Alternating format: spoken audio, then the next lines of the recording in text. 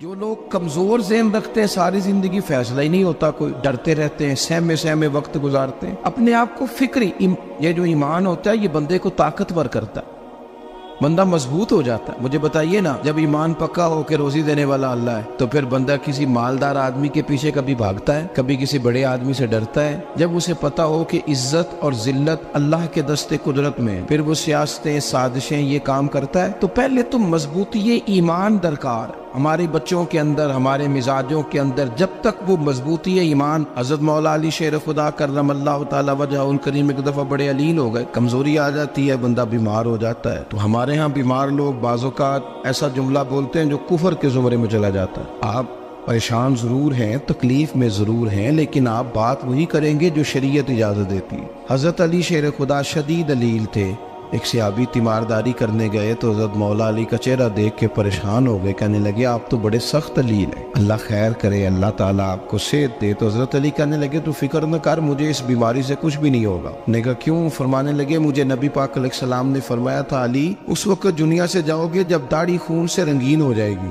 تو اس کا مطلب ہے میں خنجر کے وار کے ساتھ شہید کیا جاؤں گا، میں بیماری سے دنیا میں نہیں جاؤں گا، میں یہ بیماری سے مجھے کچھ بھی نہیں ہوگا، اللہ مجھے شفا دے دے گا، چونکہ حضور نے فرمایا کہ ساڈے نبی دی زبان ساڈے واسطے قرآن۔ تو سب سے پہلے تو اپنے ایمان کے اندر، توکل کے اندر مضبوطی پیدا کریں۔ مسلمان دیکھو نا، نماز پڑھنے سے روزی میں برکت ہوتی ہے، تو پھر اس کا مطلب یہ ہے کہ جب ٹائم آئے نا نماز کا تو گاہک جتنے مرضی کھڑے ہوں پھر دکان بند کرنی چاہیے، پھر نماز پڑھنی چاہیے، کیونکہ روزی تو اللہ نے دینی ہے، گاہکوں نے تو دینی۔ تو سب سے پہلے ضروری ہے مضبوطی ایمان، توکل، اللہ کی ذات پر بھروسہ۔ آپ کبھی میدان کربلا کا پورا نقشہ اپنے سامنے رکھیں نا، دو چیزیں ہیں، امام حسین کو نظر آ رہا ہے اب شہادت ہو جائے گی، اتنی بڑی فوج آئی ہے، خدا کی حکمت کے تقاضے سمجھ میں آ رہے ہیں، حالات کیا ہوں گے سمجھ آ رہی، پر ایک لمحے کے لیے بھی ان کا توکل کمزور نہیں ہوا۔ اپنے رب پر جو مضبوط بھروسہ ہے، سیدہ طیبہ طاہرہ حضرت فاطمہ الزہرا رضی اللہ تعالیٰ عنہا اونٹ کے بالوں کی بنی ہوئی چادر اوڑھ کر چکی پیس رہی تھی۔ یہاں بیویاں بڑا روتی ہیں، غریبی بڑی ہے، بڑی غریب بھی ہے، حالانکہ اب کون بندہ پیبند والے کپڑے پہنتا ہے جی؟ اب تو بڑی مشکل سے وہ لوگ ملتے ہیں جو جوتا ٹوٹ جائے تو گانٹھ کے پہنے، ورنہ تو نئے جوتے آ جاتے ہیں۔ حضرت سیدہ پاک اونٹ کے بالوں کی بنی ہوئی چادر اوڑھ کے چکی پیس رہی تھی۔ نبی پاک صلی اللہ علیہ وسلم نے دیکھا، آنکھوں میں آنسو ضرور آئے، پر محبوب نے فرمایا فاطمہ دنیا میں تھوڑی سی تکلیف برداشت کرو، قیامت کی ساری عزت اللہ آپ کو ہی عطا فرمائے گا۔ تو توکل کی مضبوطی، اللہ کی ذات پر بھروسہ، اپنے رب کریم کے ساتھ امیدوں کا وابستہ کرنا، اس سے مضبوطی آئے۔ دوسرا فرمایا وَعَمِلُوا الصَّالِحَاتِ، بہترین عمل کیا جائے زندگی میں، نیک اعمال کیے جائے، وقت ضائع نہ کیا جائے، ہر وقت کوئی نہ کوئی کام بندہ کرتا رہے۔ یہاں بہت سارے لوگ ہیں جن کو لوگ نیک کہنا شروع کر دیتے ہیں نا، وہ سمجھ لیتے ہیں شاید ہم سچی مچی نیک ہیں۔ لوگ جو کہتے ہیں حضرت صاحب کی بلا، پیر صاحب کی بلا، میں یہ طالب علموں کو، دوستوں کو، بلکہ اپنے آپ کو بھی کئی دفعہ کہتا رہتا ہوں، اپنے آپ کو سمجھاتا ہوں کہ یہ لوگ تجھے کہہ رہے ہیں حضرت صاحب، یہ تو رات کو تو اپنے آپ سے پوچھنا، اپنے رب سے پوچھ، کبھی موقع ملے تو اپنی گریبان میں جھانک، غور کر کے تیری کیفیت کیا ہے، تنہائی میں تیرا دل اللہ سے جڑتا ہے کہ نہیں، عبادت میں دل لگتا ہے کہ نہیں،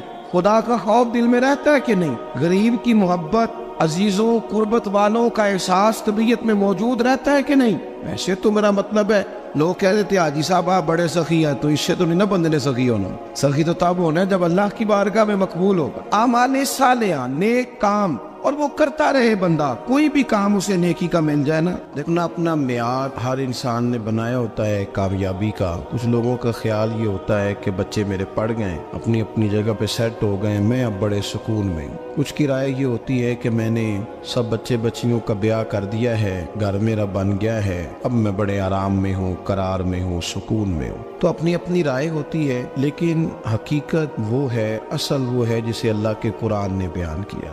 اللہ کریم نے فرمایا والعصر، اے محبوب علیہ السلام ہمیں آپ کے زمانہ مبارکہ کی قسم ہو، ان الانسان لفی خسر، فرمایا بے شک انسان خسارے میں، نقصان میں۔ اپنے تئیں کوئی دعویٰ کر لیتا ہے، آپ دیکھتے ہیں کہ بہت سارے لوگوں کے دعوے اپنے اپنے ہوتے ہیں نا۔ کسی بھی طالب علم سے آپ پوچھیں پیپر دے کے آئے تو پیپر کیسا ہوا ہے، تو کیا کہتا ہے؟ جب کینڈیڈیٹ الیکشن لڑتے ہیں تو رات کو جب وہ سوتے ہیں تو سارے جیت کے ہی سوتے ہیں، ان کو سب یہی کہتے ہیں کہ لوگ سارے تیرے ساتھ ہی ہیں. حالات یہ جتنے بادشاہ حکمران ہوتے ہیں ان کے بگڑنے کی بنیادی وجہ ہوتی ہے کہ یہ خوش فہمیوں میں مبتلا ہوتے ہیں. ہم میں سے بھی ڈھیر سارے لوگ ہیں جو خوش فہمیوں میں مبتلا ہیں. کچھ کہتے ہیں جناب ہماری نسبت بڑی تگڑی ہے. بھئی نسبت تو امام حسین سے تگڑی تو کسی کی نہیں نا. تو ساری رات نماز پڑھتے تھے, روزے رکھتے تھے, اللہ کو یاد کرتے تھے. آپ خالی نسبت پر بیٹھ کر عمل چھوڑ جائیں تو یہ کیسے ممکن ہے؟ تو اپنے اپنے تئیں لوگوں نے معیار کامیابی کے قائم کر لیے ہیں. اللہ فرماتا ہے کہ محبوب مجھے قسم ہو زمانے کی انسان نقصان میں. یہ دن بدن جو وقت گزار رہا ہے تو اس کا نقصان, اس کا خسارہ, اس کا گھاٹا بڑھتا جا رہا ہے روز نقصان میں. کتنا عمر کا حصہ لوگوں نے ضائع کر دیا. کتنے بہترین لوگ تھے لیکن روزی روٹی کے پیچھے وقت سارا برباد ہو گیا. یہ رزق حلال کے لیے دوڑ دھوپ ہو وہ تو بڑی بات, لیکن تکبر کے لیے اور خواہشات, بیجا خواہشات کی تکمیل کے لیے, ایک دوسرے سے آگے بڑھنے کے لیے بڑا وقت ضائع کیا لوگوں نے. اچھا کوئی بھی نہیں جیتا, خاندانوں میں بھی کوئی نہیں جیتا, برادریوں میں بھی کوئی نہیں جیتا, پر لڑائی ساری زندگی کی ہے. میں نے آگے گزرنا ہے, میں نے آگے, حالانکہ کوئی کسی کو جیتنے دیتا ہی نہیں. اپنے اپنے تئیں لوگوں نے معیار قائم کیے کامیابی کے. اللہ فرماتے ہیں بے شک انسان نقصان میں ہے, لیکن جس میں 4 خوبیاں پائی جائیں اللہ کا قرآن کہتا ہے وہ بندہ کامیاب ہو. کون کون سی؟ الا الذین آمنوا. سب نقصان میں نہیں سوائے ان لوگوں کے جو ایمان لائے. سب سے پہلے کیا کرے؟ ایمان ہو اس کے پاس, مضبوط ایمان. وعملوا الصالحات, اور ایمان بھی لائے اور نیک کام بھی کرے. اور صرف نیک کام نہ کرے, وَتَوَاصَوْا بِالْحَقِّ, لوگوں کو حق بات کی نصیحت بھی کرے. اور ظاہر ہے سچ بولے گا, حق بولے گا تو بڑے لوگوں کے مفادات کو ٹھیس پہنچے گی, کچھ لوگوں کو تکلیف بھی ہوگی. تو اب جب تکلیف ہوگی تو پھر مصیبت بھی آئے گی. تو اگر حق بات کہنی ہے تو پھر کیا کرے؟ وَتَوَاصَوْا بِالصَّبْرِ, پر ایک دوسرے کو صبر کی بھی وصیت کرے. 4 چیزیں پائی جائیں, ایمان, اعمال صالحہ, حق کی نصیحت, اس رستے میں آنے والی تکلیف پر صبر. اگر یہ 4 چیزیں میسر آتی ہیں تو اللہ کا قرآن کہتا ہے بندہ کامیاب ہے. اور اگر یہ 4 چیزیں نہیں تو پھر کوئی بندہ جتنا مرضی دعویٰ کرے, جتنا مرضی شور کرے, جتنا مرضی اعلان کرے, وہ کامیاب ہو سکتا. سب سے پہلے تو اپنا ایمان پکا کرے. یہ جو کچی پکی باتیں کرتے ہیں نا لوگ, مسلمان جو ہوتا ہے نا, مسلمان وہ لاوارث نہیں ہوتا, وہ وارث والا ہوتا ہے. اس کا رب ہر وقت اپنی رحمت سے اس کی حفاظت کرتا ہے. مسلمان ہر وقت نبی پاک علیہ السلام کے نگاہ کرم میں رہتا ہے. اسے کمزور باتیں نہیں کرنی چاہیے کہ میرے کو پیچھے چڑھ گیا تو پتہ نہیں کیا ہو جائے گا, برادری مخالف ہو گئی تو پتہ نہیں کیا ہو جائے گا, سچ بول دوں گا تو لوگ پتہ نہیں مجھے مار دیں گے. ایسا ہو نہیں سکتا. چھری حضرت ابراہیم چلائے بھی نا تو حضرت اسماعیل کے حلق پہ چلنا اس نے تب بھی ہے جب اللہ حکم کرے گا. تو اللہ کی حکمت ہوگی, حکمت الہی ہوتی ہے تو کوئی کام ہوتا ہے, ورنہ ہوتا. تو اپنی طبیعت میں مضبوط ایمان, توکل, اللہ پہ بھروسہ, مضبوطی افکار کی, کچی باتیں نہیں. دیکھو نبی پاک صلی اللہ تعالی علیہ وسلم نے فرمایا نیکی کو کبھی حقیر نہیں سمجھنا, کبھی حقارت سے نہیں نیکی کرنی کہ یہ بڑی چھوٹی ہے تو میں اس کو کروں. اب فرمایا کبھی حقیر نہ سمجھنا, نیکی کا کام جو بھی ملے کر دینا. فرمایا اگر بھائی سے مسکرا کے ملو گے بنا تو اس پر بھی اللہ تمہیں صدقے کا ثواب عطا کرے گا. ہم تو اس دین سے کے ماننے والے ہیں جو کہتے ہیں تو گلی سے روڑا اٹھا دے, کانٹا اٹھا دے, کسی کی تکلیف دور کر دے, کسی اس پر گنجائش کر دے, کسی کے لیے آسانی کر دے. جو بھی خیر کا کام میسر آئے پورے دن میں اسے چھوڑے نہیں. صبح گھر سے نکلے, وہ ایک صحابی تھے, غالباً تابعی تھے, تو بازار جاتے اپنے غلام کے ساتھ تو سارا بازار گھوم کے واپس آ گئے. خادم نے کہا جناب کو نہ کوئی خریدا نہ کچھ بیچا, تو آپ سارا بازار گھوم کے آ گئے. فرمانے لگے تیرا کیا خیال ہے؟ میں نے کچھ بھی نہیں کیا. کہا جناب پھر کیا کیا ہے؟ فرمانے لگے تم نے دیکھا جو بندہ بھی گزرا میں نے اس کو کہا السلام علیکم, تو کتنی کو نیکیاں میں جمع کر کے آ گیا ہوں. کوئی خیر جو میسر آئے. ہم سمجھتے ہیں کہ شاید کوئی کروڑ کو روپیہ ہوگا تو پوری مسجد بناؤں گا تو پھر میں نے نیکی کر دی ہے. شاید جناب میں, حالانکہ یہ چھوٹے چھوٹے کام ہے نا, چھوٹے چھوٹے کام, ان کی تو زیادہ ضرورت ہوتی ہے, ان کی تو زیادہ حاجت ہوتی ہے. کوئی آپ رستے میں گزر رہے ہیں تو نیچے کوئی کھڈا بنا ہوا ہے تو اس پر ہم کیا کرتے ہیں, گاڑی میں بیٹھ کے تبصرہ کرتے ہیں اے روڈ کھورے کدو بننا ہے. بھئی یہ کھڈا ہے نا تو آپ نیچے اترے نا, تو آپ دھابڑا لیں نا, کئی پکڑے نا, یہ تو 5 منٹ کا کام ہے. यहाँ आसानी कर देना, आप इसमें गुंजाइश कर दें। हुजूर सैयद आलम अलैहिस्सलाम ने फरमाया, इमाम राजी ने हदीस लिखी है, क़यामत के दिन एक बंदे को अल्लाह माफ़ करेगा तो मालिक वो बंदा अर्ज करेगा, या अल्लाह मैं तो बड़ा गुनहगार हूँ, किस वजह से माफ़ी हुई? फरमाया, रात के वक्त तू गुजर रहा था, तेरे पैर से रोड़ा टकराया था, तूने उठाया इधर उधर देख के कि कोई अल्लाह के किसी बंदे को तकलीफ ना हो जाए। का मालिक को वो तो मैंने ज़माना बीत गया, कोई इतनी बड़ी बात भी नहीं समझी। तो रब करीम ने फरमाया, तो रात के अंधेरों में भी मेरे बंदों का ख्याल रखता था, तो मैं तेरा ख्याल ना करूं? कोई अमल हमारे यहाँ लोग कोई काम नहीं करते, बिल्कुल नहीं, कोई काम नहीं, ना बड़े ना छोटे ना समझदार ना अनपढ़, कुछ भी नहीं। नशिस्तन गुफ्तन बरखास्तन, बैठो राज के गप्पे मारो, तबसरे करो, फलाना कुछ नहीं कर रहा, फलाना कुछ नहीं कर रहा, उसके बाद उठ के चले जाओ। कुछ करें, वामिलुस सालिहात, नेकियां जमा करें जिंदगी में, खजाना बनाए, खजाना, अपनी ड्यूटियां अपनी जिम्मेदारियां पूरी करें, हर वक्त काम, हर वक्त जिम्मेदारी, हर वक्त ड्यूटी। देखिए ना इमाम हसन और हुसैन, इनकी आप कभी जिंदगी का मुताला करें, फर्ज नमाज के अलावा 100 रकत नमाज नफल रोज पढ़नी है, पता करना है गरीब कहाँ कहाँ है, उनका ख्याल रखना है, और नीरे पैसे नहीं देने। हमारे यहाँ लोग गरीबों को पैसे जरूर देते हैं, इज्जत नहीं देते, उनको 4 पैसे की मदद जरूर कर देते हैं, पर इज्जत नफ्स का ख्याल नहीं रखते। इमाम ज़ैनुल आबिदीन रदी अल्लाह ताला अन्हु फरमाते हैं, गुजर रहे थे, आप देखें ना, इमाम गजाली हदीस लाए हैं कि बंदा और कुछ ना करे, किसी मोमिन का दिल राजी कर दे तो अल्लाह 60 साल की नफली इबादत का सवाब अता करता है। दिल बदस्तावर की हज अकबर अज हजारा का बयक दिल बेहतर,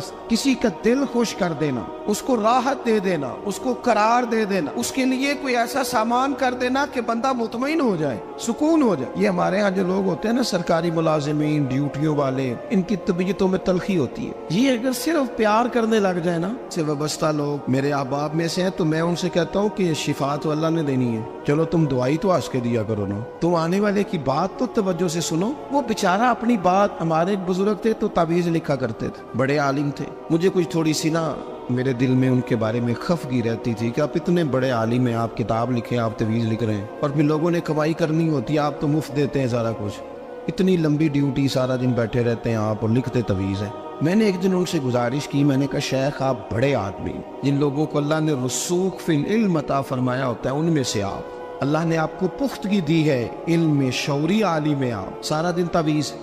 फरमाने लगे, यार मैं तवीज़ नहीं लिखता, असल मसला ये है कि जो तवीज़ लेने आता है वो अपना सारा दुख सुनाता है, तो मैं तवीज़ नहीं लिखता, मैं ना बस लोगों के कलेजे ठंडे करता हूँ। मैं किसी का, अब तो बच्चों के पास टाइम ही नहीं, वो तो अब्बा का दुख नहीं सुनते, तो बैठते ही नहीं। अम्मा कह रही होती है कि पुत्र को 10 मिनट मेरे पास भी बैठा कर, लेकिन पुत्र मसरूफ बड़ा, वीडियो चढ़ानी है उसने, हम उलझ गए। ये चीज़ें इंसान को नफ्सियाती तौर पर कमज़ोर कर देती हैं। जो लोग ज़्यादा ये काम करते हैं उनके हाफ़ज़े कमज़ोर हो जाते हैं, वो उलझ जाते हैं, उन्हें पता नहीं होता रात मैंने क्या कहा था, सुबह में क्या कह रहा। हर वक्त नहीं, ज़रूरत के वक्त, हर टाइम नहीं, मखसूस औकात में।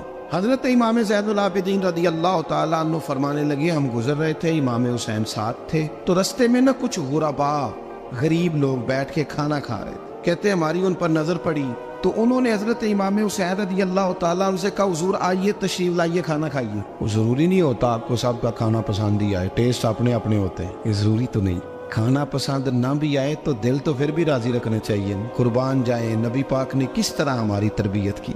हजरत आयशा सिद्दीक़ा रदी अल्लाह ताला अन्हा फरमाती है, करीम महबूब का मैंने ये तरीका देखा कि अगर खाना ना पसंद होता तो छोड़ देते, पर कभी उसमें से नुक्स ना निकालते, ऐब जो ही न कर। गर्मी के मौसम में खड़ी है बेचारी खातून, और कितनी मुशक्कत से उसने खाना बनाया, और कितनी गर्मी सही है चूल्हे के सामने, लेकिन साहब को खाना रखा है तो वो कहते हैं ये तू की पकाया है, वो खाने वाली चीज़ है भाई, इस तरह करना, अब जो अगली हंडिया वो तू पका, आ ना तू खड़ा हो।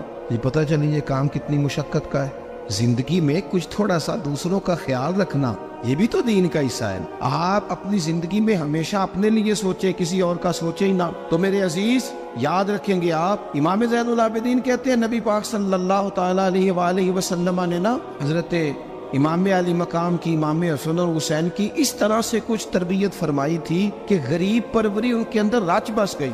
مزاج بن گیا. وہ غربا بیٹھے تھے دسترخوان بچھائے سڑک کے کنارے, تو امام حسین گزرے تو انہوں نے آواز دی. امام صاحب لوگ ذائقہ نہیں لگے, حضور تھوڑی روٹی نہیں کھا لیتے ہمارے ساتھ؟ تو امام صاحب آ گئے, نیچے بیٹھ گئے غریبوں کے ساتھ. کوئی جرت کرے نا, چلو امیروں نے تو غریبوں کے ساتھ بیٹھنے کی جرت نہیں کرنی, کوئی پیر ہی بیٹھ جائے غریبوں کے ساتھ, وہی مہربانی کر دے کہ میں پیر صاحب ہوں, قبلہ ہوں, تو میں ہی چلو لنگر کھا لوں مریدوں کے ساتھ بیٹھ کے. ہماری تو محفلوں میں بھی نا جی, نعت خانوں کا, مولویوں کا, دوسروں کا کھانا اور ہوتا ہے, اور غریب آدمی کو شاپر میں چاول ڈال کے دیتے ہیں, ساتھ اسے کہتے ہیں یہ لنگر شریف ہے. بھئی اگر یہ شریف ہے, تبرک ہے, تو اے پیر صاحب نو نہیں سی لنگدا, اڑتا ہے گلے میں لنگر ان کو. یہ لنگر شریف جو ہے یہ نعت خاں کو بھی تو گزرنا, تبرک ہے کہ نہیں؟ ہاں نہ تو کرو نا, تو جیڑی زیادہ تبرک والی شے ہے وہ پیراں نو بھی تو کھانی چاہیے نا. نعت خاں کو اس کے لیے لہدا سے مرغ مسلم اعلیٰ کھانے. میں اکثر دوستوں سے کہتا ہوں چلو میلاد شریف پہ ہی صحیح سب کے لیے اچھا کھانا پکاؤ. چلو جس غریبوں کے بچوں کو بیچاروں کو سارا سال وہ بوٹیوں کے لیے لڑتے ہیں, تم میلاد پہ اچھی روٹی پکا دو, تو بچہ جب کھائے گا نا بہت ساریاں بوٹیاں اور چاول, اور اپنے ابا سے پوچھے گا کہ ابا جی آج کی گل ہے, تو ہو سکتا ہے غریب باپ روئی پڑے اور اسے کہے پتر تو آج راج راج کے کھاج ساڑھے نبی پاک دا میلاد شریف. تو امام حسین رضی اللہ تعالیٰ عنہ نا آ کے غریبوں کے بیچ بیٹھ گئے زمین پہ. انہوں نے کہا کھائیے, تو وہ جس طرح وہ کھا رہے تھے نا سادے برتنوں میں امام حسین کھانا کھانے لگ گئے. میں نے کہا خیر کا کام کوئی بھی ملے اسے ضائع, چلو اور کچھ نہیں کر سکتے تھے, کسی کو سڑک ہی پار کرا دے نابینا کو, چلو اور کچھ نہیں کر سکتے, تو آپ کو پتہ ہے کہ سامنے والا بوجھ لے کے گزر رہا ہے, آپ تھوڑا سا ہٹ جائیں روڈ سے, اسے گزر لینے دیں. کوئی تو کام زندگی میں, کوئی ارادہ تو خیر کا بندہ کرے. امام حسین بیٹھ گئے, ان کے ساتھ روٹی کھائی. تھوڑی دیر کے بعد اجازت لی, فرمایا جاؤں؟ کہنے لگے حضور اور کھائیے. فرمانے لگے میں تو ابھی روٹی کھا کے آیا تھا اور آج تک ایسا نہیں ہوا کہ دوبارہ کھانا کھاؤں. ایک لقمے کی بھوک نہیں تھی, جتنا بھی کھایا ہے نا یہ تمہارا دل خوش کرنے کے لیے کھایا ہے. غرباء مساکین کی وعامل الصالحات, ایماندار بندہ ایمانداروں جیسے کام کرتا ہی اچھا لگتا ہے. 25 حج کیا امام حسن اور حسین نے مدینے سے مکے پیدل جا کے. میں کہتا ہوں چلو ہم باجماعت نماز ہی پڑھ لیا کریں. چلیں, حضور صلی اللہ علیہ وسلم نے فرمایا فجر کی نماز پڑھ کے بیٹھ جاؤ, اشراق چاشت تک اللہ کا ذکر کرو, 2 نفل اشراق کے 2 چاشت کے پڑھ لو, اللہ 2 حج اور 2 عمرے کا ثواب عطا کر دے گا. مشکل کام تو نہیں. اہل بیت نے ہمیں سبق یہ پڑھایا ہے, حضور کے اصحاب نے ہمیں سبق یہ پڑھایا. تیسری بات فرمایا وتواصوا بالحق, صرف یہ نہیں کہ تم نماز پڑھ کے تو بیٹھ جاؤ, تم نے نا بے نمازی کو نماز کی دعوت بھی دینی ہے. مظلوم پر ظلم ہوتا رہے اور کونے میں چپ کر کے بیٹھے نہیں رہنا, بلکہ اگر ہاتھ پکڑا جا سکتا ہے تو ظالم کا ہاتھ پکڑنا ہے. نبی پاک علیہ الصلوۃ والسلام نے فرمایا اپنے بھائی کی مدد کرو چاہے وہ ظالم ہو یا مظلوم ہو, بھائی کی مدد کرو چاہے ظالم ہو یا مظلوم ہو. تو صحابہ نے عرض کی یا رسول اللہ صلی اللہ تعالی علیہ وسلم یہ مظلوم کی مدد تو سمجھ میں آتی ہے, یہ ظالم کی مدد کیسے کریں؟ نہیں سمجھ آ رہی ہے آپ کو بات؟ یا رسول اللہ صلی اللہ تعالی علیہ وسلم مظلوم کے ساتھ کھڑا ہونا تو ہماری عقل میں آ گیا, تو ظالم کی مدد کیسے کرنی ہے؟ نبی پاک صلی اللہ تعالی علیہ وسلم نے فرمایا ظالم کو ظلم کرنے سے روک دو, تم نے اس کی مدد کر دی, اسے باز کرو. لیکن ہم تو اتنی جرت ہی نہیں رکھتے بدی کو بدی کہنے کی, اتنی طاقت ہی نہیں ہوتی. جھوٹ کو جھوٹ کہنے کی ہمت, ہمارے گھر میں سارا کچھ ہو رہا ہوتا ہے, ہمیں پتہ ہوتا ہے کہ فلاں جگہ پہ ہمارا قبیلہ ہماری برادری غلط ہے, پر اتنی جرت کرتے. ہم سچ بولتے ضرور ہیں پر دوسروں کے بارے میں, اپنے بارے میں سچ بولنے کو تیار نہیں ہوتے. جرت کا مظاہرہ کریں زندگی میں, حق کو حق کہنا سیکھیں, غلط کو غلط کہنا سیکھیں, جھوٹ کو جھوٹ کہیں, بدی کو بدی کہیں, سچائی کا ساتھ دیں ہمیشہ. ہم نے جب تک دیکھو نا ظلم ہوتا رہے, زیادتی ہوتی رہے, اپنا دروازہ اندر سے بند کر لو, پتر باہر نہ جانا. کیوں جی؟ باہر اس پہ ظلم ہو رہا ہے, ان کے گھر آگ لگی ہے, کوئی ہمارے گھر تو نہیں نہ لگی. یاد رکھنا پڑوسیوں کی آگ نہ بجھاؤ گے تو اپنے گھر بھی آ جائے گی. اگر مظلوم کا ہاتھ نہیں پکڑو گے تو ظالم دلیر ہو جائے. اور ہمارے جتنے بھی بزرگ گزرے انہوں نے ظالموں کو ظالم کہا. امام احمد بن حنبل نے جیل کاٹی, امام اعظم ابو حنیفہ نے جیل کاٹی. آج کل لوگ کہتے ہیں مولانا صاحب آپ نے نا جناب غلط کو غلط نہیں کہنا, سیاست کی بات نہیں کرنی. کیوں جی؟ کس لیے نہیں کرنی؟ سیاست تو تدبیر کا نام ہے.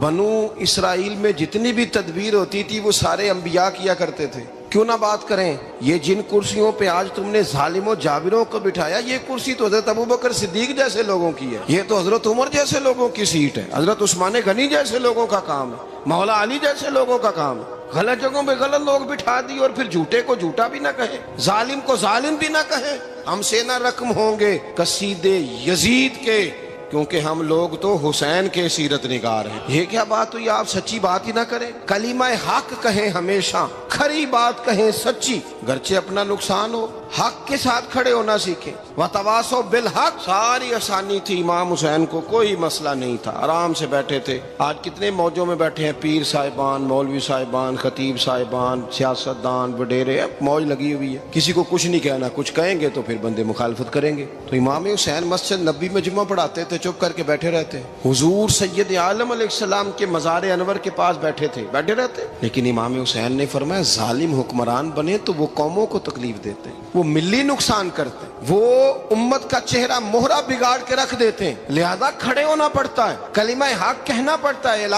کلمت الحق کے لیے نکلنا پڑتا ہے۔ آپ اپنی زندگی کے اندر سچی بات کرنا سیکھیں۔ الیکشن کے دن آ گئے، میرے ایک بڑے محبت والے ساتھی تھے، وہ آ گئے ووٹ کے لیے۔ ویسے بھی یہ جو بیماری ہمارے ملک میں نا جی، ہمارے ہاں حکمران بعض اوقات کہتے ہیں اوے ہو جی جمہوریت بڑی ضروری ہے۔ وہ بھی کس مصیبت کا نام ہے جمہوریت؟ اقبال تو کہتے ہیں کہ یہ وہ چیز ہے کہ جس میں پتہ ہی کوئی نہیں ہوتا، پڑھے لکھے ان پڑھ کا، چھوٹے اور بڑے کا، سیانے اور بیوقوف کا۔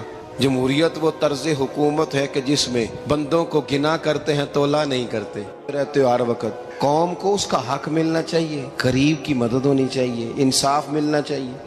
باقی یہ تمہاری کہانیاں ہیں ڈکٹیٹرشپ اور جمہوریت، اور ہمیں تمہاری سمجھ بھی نہیں آتی۔ ہر ڈکٹیٹر کے ساتھ ہوتے ہو، باتیں جمہوریت کی کرتے ہو، جہاں تمہارا دل کرتا کھڑے رہتے ہو۔ ہمیں تو کوئی اس سے غرض نہیں، کام ہونا چاہیے۔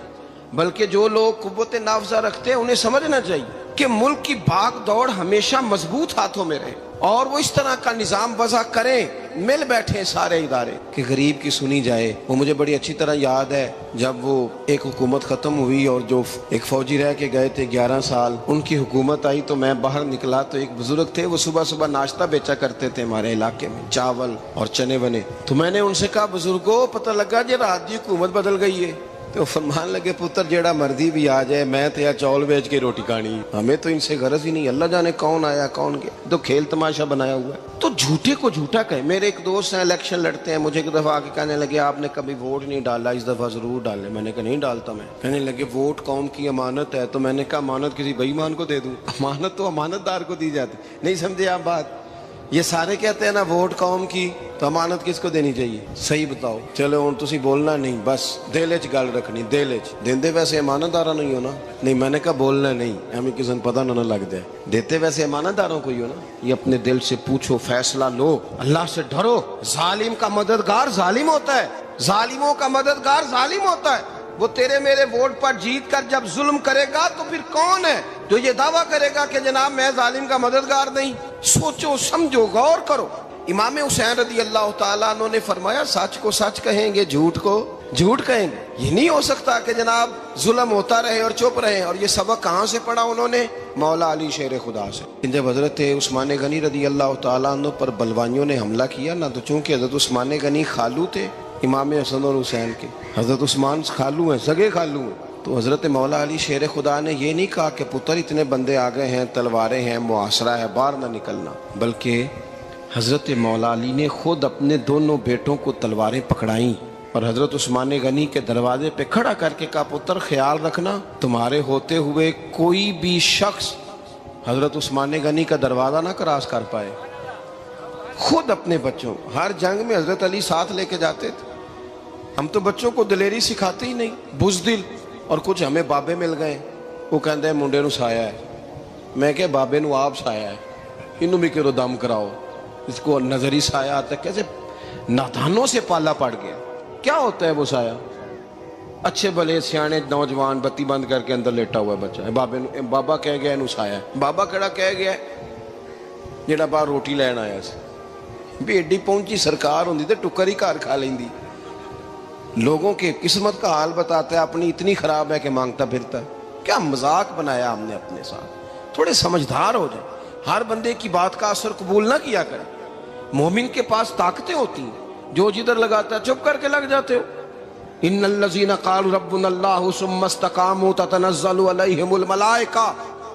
اللہ کہتا ہے تو ڈٹنا سیکھ, رب کا نام لے کے ڈٹ جا, رب تیری مدد کے لیے فرشتے بھی نازل کر دے گا. فرمایا یہ نبی مومنوں کے جانوں سے بھی زیادہ قریب ہے. ہم بڑا عام لفظ بولتے ہیں کہ فلاں چیز میرے دل کے بڑی قریب ہے, میری سوچ کے بڑی. جو لوگ دل کے قریب ہوتے ہیں ان کے پاس اٹھنے بیٹھنے کو دل کرتا ہے. تو اللہ کریم نے قرآن پاک میں فرمایا کہ یہ پیغمبر صلی اللہ علیہ وسلم تمہاری جانوں سے بھی تمہارے قریب ہے. اور حضور نے وضاحت کر دی, نبی پاک نے وضاحت کر دی. حضور نے فرمایا لا یؤمن احدکم حتی اکون احب الیہ من والدہ وولدہ والناس اجمعین او کما قال نبی صلی اللہ علیہ وسلم. فرمایا تم میں سے کوئی اتنی دیر تک مومن ہو ہی نہیں سکتا جب تک ہر چیز سے بڑھ کر مجھ سے پیار نہ کرے. ایک مثال دے لوں, بات آسان ہو جائے گی. جس گھر کے اندر پیسہ بے شمار ہو, دولت بے شمار ہو, مکان ایک نہیں چار ہو, اور دنیا کی ساری آسانیاں گھر میں موجود ہو, سارے دوست میری بات پہ توجہ کرنا, ہر شے ہو, بینک بیلنس بھی ٹھیک ٹھاک ہو, بچوں کا فیوچر سیف ہو, لیکن گھر کے اندر میاں بیوی کی صلح نہ ہو. بچے کہتے ہیں گھر میں ہر چیز ہے پر امی اور ابا کا جھگڑا ہر وقت جاری رہتا ہے. وہ گھر صحیح چلتا ہے؟ آپ نے بولنا اس لیے نہیں کہ یہ باتیں لوگ, یہ گھر کے اندر کی باتیں ہیں نا. حالانکہ پاکستان کا تجزیہ یہ ہے کہ 95% میاں بیوی کے حالات ٹھیک نہیں. پاکستان یہ سرکاری اعداد و شمار ہے. 95% گھروں میں اختلاف رائے. یہ بات ذہن میں بٹھا لیں کہ میاں بیوی کا اگر اتفاق نہیں نہ ہوتا تو وہ کہیں کہ گھر میں کوئی بھی خوشی رہے گی تو یہ ممکن ہی نہیں, یہ سوال ہی نہیں پیدا ہو. 6 بچے ہوتے ہیں اور شادی کو 24 سال گزر جاتے ہیں, پھر بھی طلاق ہو جاتی ہے. اس لیے کہ میاں بیوی کے لیے سب سے ضروری چیز آپس کی محبت ہے. اور یار کیا خوبصورت انداز ہے میرے رسول پاک علیہ السلام کا. جتنی شاندار طبیعت حضور نے مولا علی شیر خدا کی تھی اتنی کوئی کر سکتا ہے؟ اور جتنی اعلیٰ ترین تربیت اور حسن سیدہ فاطمہ کو اللہ نے دیا کسی اور کو مل سکتا ہے؟ لیکن میرے نبی پاک علیہ السلام نے ان کی شادی کے بعد ان کو اکٹھے بٹھا کے ان کے سر آپس میں جوڑ کے ہاتھ اٹھا کے دعا کی تھی کہ اے اللہ ان کے درمیان محبت پیدا فرما دے. میاں بیوی کے درمیان جو سب سے اہم چیز ہے وہ محبت ہے. بچے کہتے ہیں ہم کدھر جائیں, ابا کی سنے کہ اماں کی سنے؟ اور اکثر گھروں میں بچوں کی تربیت رک جاتی ہے اس لیے کہ میاں بیوی کا سلوک نہیں ہوتا, تباہی اتر جاتی. گھر کے اندر ہر شے ہے پر ان کا پیار نہیں. پتہ یہ چلا کہ گھر میں محبت نہ ہو تو گھر نہیں چلتا. اگر محبت کے بغیر ایک گھر نہیں چل سکتا تو محبت مصطفیٰ کے بغیر دین کیسے چلے گا؟ گھر نہیں چلتا میرے بھائی, ٹوٹ جاتا ہے, بکھر جاتا ہے. سارا کچھ ہونے کے باوجود میں نے مردوں کو روتے ہوئے دیکھا ہے, عورتیں تو روتی ہیں, میں نے مردوں کو روتے ہوئے دیکھا.